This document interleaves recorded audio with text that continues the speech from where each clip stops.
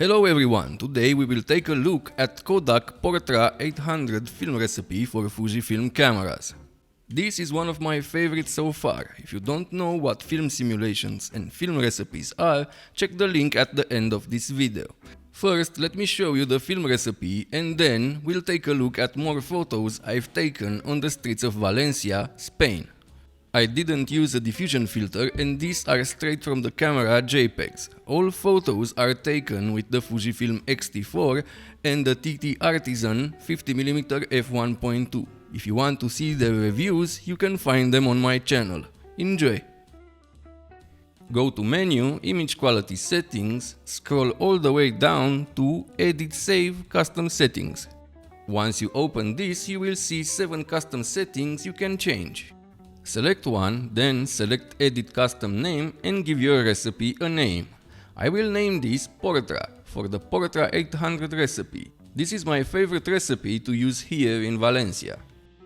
Select your custom setting, then edit. First select the film simulation you want. For Portra 800 we need to select Classic Chrome. Next select the grain effect and choose Strong and Large.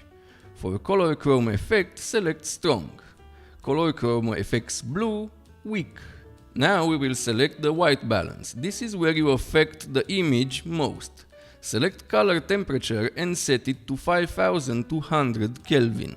Next we will change the white balance shift.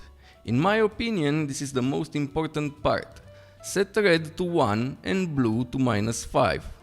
And click OK. Select the dynamic range and set it to 400%. Next, go to the tone curve. Here you can select how strong your highlights and shadows will be. In short, plus gives you more contrast and minus less. Select highlights, +1. Next, color to +3, sharpness to -2, noise reduction to -4, and clarity to -4. Now hit the back button and save. You just saved your first recipe, the Portra 800.